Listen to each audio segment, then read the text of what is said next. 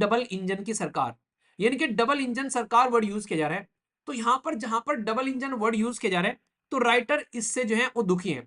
कह रहे हैं कि ये क्यूट स्लोगन है, पर लेकिन एक सीरियस फेडरलिज्म के ऊपर में क्वेश्चन मार्क लगाता है यहां पर ये, जब आप लोग डबल इंजन की गवर्नमेंट के बारे में बातें करते हो। मतलब कहने का ये कि आप लोग एक तरीके से ये बोल सकते हो कि भाई किसी गाड़ी के अंदर में डबल इंजन लग गया तो वो गाड़ी पावरफुल होगी, उसको तो आप लोग बोल सकते हो कि यार बड़ी अच्छी बात है, पावरफुल गाड़ी बन गई।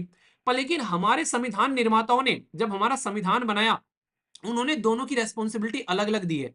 और ये इंपॉर्टेंट क्यों है आर्टिकल, क्योंकि वाई जो जो यहाँ पर एस वाई कुरैशी, जो कि former chief election commission of India के द्वारा आर्टिकल लिखा गया है, वो यहाँ पर इसकी ग्रेविटी समझते हैं। यहाँ पर डबल इंजन जो है यहाँ पर इसका मतलब ये हो गया कि भाई आज की डेट में स्टेट गवर्नमेंट भी चुनी हुई है और यूनियन गवर्नमेंट भी चुनी हुई है। अब यहाँ पर यूनियन गवर्नमेंट जो है वो कहीं ना कहीं स्टेट गवर्नमेंट को अपने हिसाब से चलाती हुई नजर आएगी। यानी कि फेडरलिज्म का जो कॉन्सेप्ट है, संघवाद का जो ढांचा है, उसके ऊपर में क्वेश्चन मार्क लग जाता है और लोगों को यह दिखाने की कोशिश की जा रही है कि डबल इंजन की सरकार चल रही है। भाई दिल्ली के अंदर में फिलहाल के टाइम पर बोला जाता था इलेक्शन के टाइम पर कि डबल इंजन की सरकार आएगी तो गाड़ी बड़ी तेज भागेगी। भाई दिल्ली वालों आप लोग खुद बता दो गाड़ी कैसी भाग रही है यहाँ पर। तो ये सोचने वाली बात होती है। हालांकि यहाँ पर पॉजिटिव भी है। यहाँ अगर कहीं पर अपोजिशन की पार्टी है, वेस्ट बंगाल में ले लो आज के में, तो यहाँ पर कोशिश की जाती है कि भाई उसको काम न करने दिया जाए। तमिलनाडु के अंदर में गवर्नर वाला केस ले लो, यहाँ पर कोशिश की जाती है कि उसको काम न करने दिया जाए। केरला के अंदर में चले जाओ आप लोग, यहाँ पर ये दिक्कत वाली बात भी करती है। तो यूनियन गवर्नमेंट हमारे देश के अंदर में जो बेसिकली बनाई गई थी, जो गवर्नमेंट ऑफ इंडिया, जो कि आज की डेट में यहाँ पर, और यहाँ पर कोई भी पॉलिटिकल पार्टी पावर में क्यों ना हो, वो बेसिकली हाथ खींचने की कोशिश करती है उस पर्टिकुलर स्टेट गवर्नमेंट का जो कि दूसरी पॉलिटिकल पार्टी के कंट्रोल में होता है। तो ये सबसे बड़ी दिक्कत है हमारे देश के अंदर में। इसीलिए यहाँ पर डबल इंजन वाली बात बोलनी स्टार्ट कर दी कि भाई अगर सेंटर में हम लोग हैं, यूनियन में हमें, स्टेट में हमें, तो भाई डेवलपमेंट ज्यादा अच्छा होगा। यहाँ पर ये बेसिकली लोगों को बातें बोलनी स्टार्ट कर दी गई। जब भी इलेक्शन होता है तो ये स्लोगन दिया जाता है कि डबल इंजन की गवर्नमेंट आएगी तो बड़ी तेज भागेगी यहाँ पर लेकिन सबसे बड़ी बात यहाँ पर ये निकल कर आती है, डबल इंजन की गवर्नमेंट यहाँ पर अगर आ गई, चलो समझ में आ गया, पर लेकिन दूसरे राज्यों का काज जहां पर डबल इंजन की गवर्नमेंट नहीं है, क्या वो राज्य उनको इक्वल शेयर मिलेगा, उनको इक्वल रिसोर्सेज मिलेंगे, उनके साथ में सेम काम होगा यहाँ पर, या फिर वहां पर उल्टी सीधी हरकतें होती नजर आएगी। ये चीजें आप लोग समझ सकते हैं। तो डबल इंजन की सरकार का मतलब क्या है कि सेंटर में भी हमारी पावर है और स्टेट में भी हमारी पावर है, तो हम फास्टर डेवलपमेंट करेंगे यहाँ पर लेकिन इसके पीछे सबसे बड़ी बात ये होती है कि जो स्टेट की जो रूलिंग पार्टी है उसकी इतनी पावर नहीं चलती है।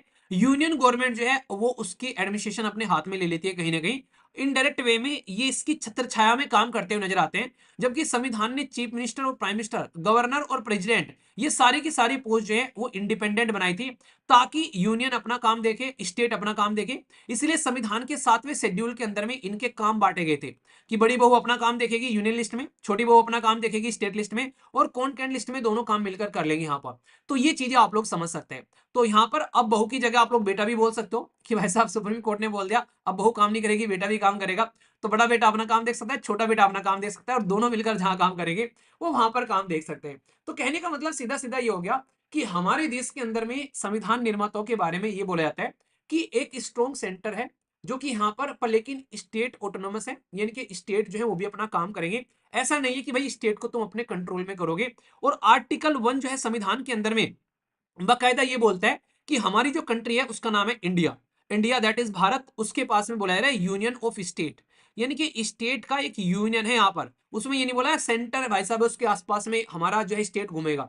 तो यूनियन वर्ड इस्तेमाल किया गया, यानी कि हमारा जो जो कंट्री बनता है, भारत जो बनता है, वो स्टेट को यूनाइट करके बनता है यहाँ पर। यानी कि स्टेट की अपनी अपने हाथ में एक पावर है यहाँ पर। और साथ में देखो तीनों चीजें इसने बता दी है। एक तो इसने बोला है इलेक्शन कमीशन ऑफ इंडिया साहब ने कि भाई एक तो सबसे पहला आर्टिकल 1 का हनन होता है जब डबल इंजन की सरकार के बारे में आप लोग बात करते हो, स्टेट को आप लोग साइड में रख देते हो, ये आर्टिकल 1 का हनन हो गया। दूसरा पॉइंट इन्होंने बोला है कि भाई 7 शेड्यूल के अंदर में जो लिस्ट है, जो काम बांटे गए आप लोग यहाँ पर उसकी डिवीजन पावर रखिए, उसका भी आप लोग हनन करते हुए नजर आते हो।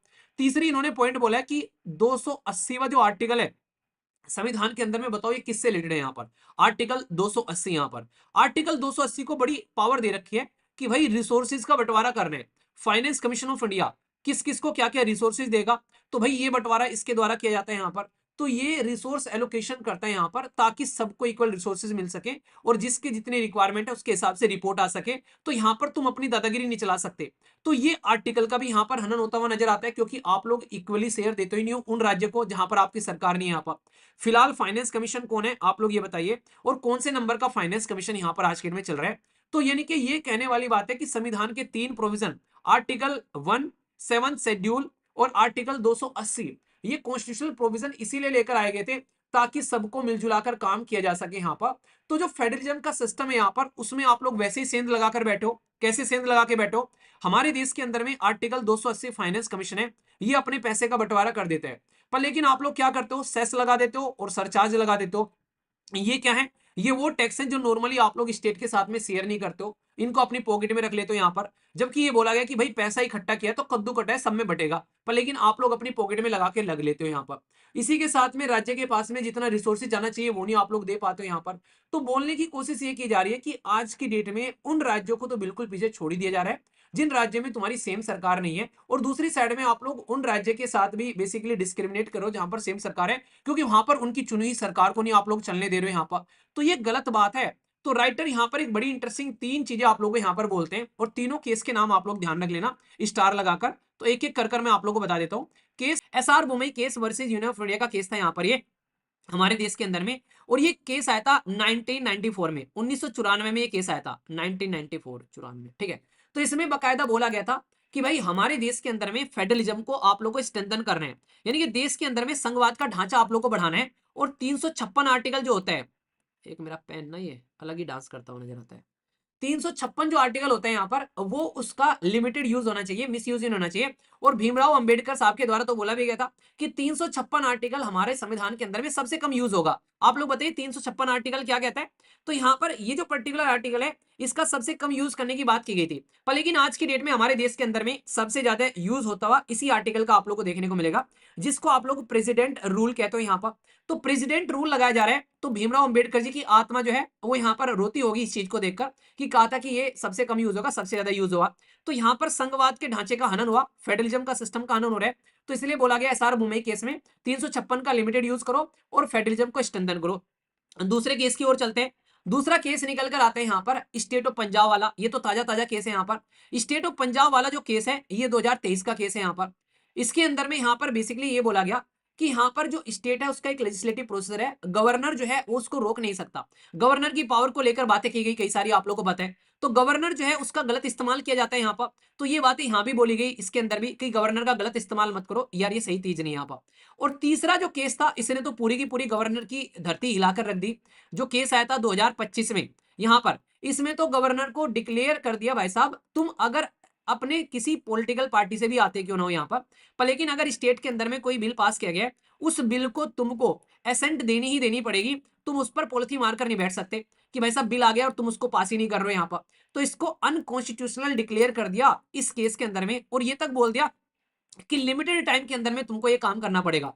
इसको लेकर सरकार इतनी बौखला गई थी इस केस को लेकर कि भाई उन्होंने प्रेसिडेंशियल क्वेश्चन पूछ लिए क्या इस तरीके की डिसीजन दिए जा सकते हैं। और फॉर्मर वाइस प्रेसिडेंट ने तो यहां तक बोल दिया था कि हमारे देश के अंदर में जो आज के डेट में यूनियन को कंट्रोल करने की कोशिश की जा रही है सुप्रीम कोर्ट के द्वारा, और आर्टिकल 142 का इस्तेमाल करते हैं ये लोग। इनके हाथ में न्यूक्लियर मिसाइल दे रखी है, इसका गलत इस्तेमाल करते हुए नजर आते हैं। यहां तक बातें बोली गई थी जो पुराने हमारे देश के अंदर में जो वाइस प्रेसिडेंट हुआ करते थे।